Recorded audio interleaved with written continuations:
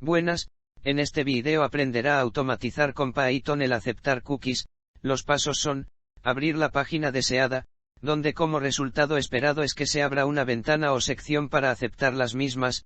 Luego es dar clic al botón, el cual luego deberá cerrarse la sección y todo el contenido de la página debe ser visible. Como primer paso es tener instalados el Enum y el driver correspondiente, en este caso Chrome, y luego hacer uso de importar las librerías a usar. El siguiente paso es crear la instancia del navegador a usar. Luego, indicar el tamaño de la pantalla, en este caso, modo escritorio viendo la pantalla al máximo. Como siguiente paso, es crear una función de esperar un tiempo para que al menos un elemento sea visible. Ahora, es declarar para abrir la página. Luego, se debe esperar que sea visible la sección de aceptar cookies, en este caso, yo lo valido que se vea el botón de aceptar todas las cookies. Cuando es visible este botón, se procede a dar clic, y por último se valida que el contenido se visualiza, en este caso, yo lo hice contra el título del texto. Una vez que el elemento es visible, se cierra el navegador y con ello la ejecución.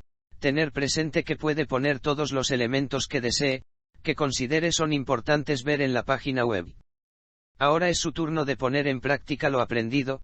El enlace de la solución lo encontrará en la descripción del vídeo. Espero que le haya sido de mucha utilidad el contenido. Por favor suscríbase al canal para estar pendiente de nuevo contenido, dele me gusta y comparta.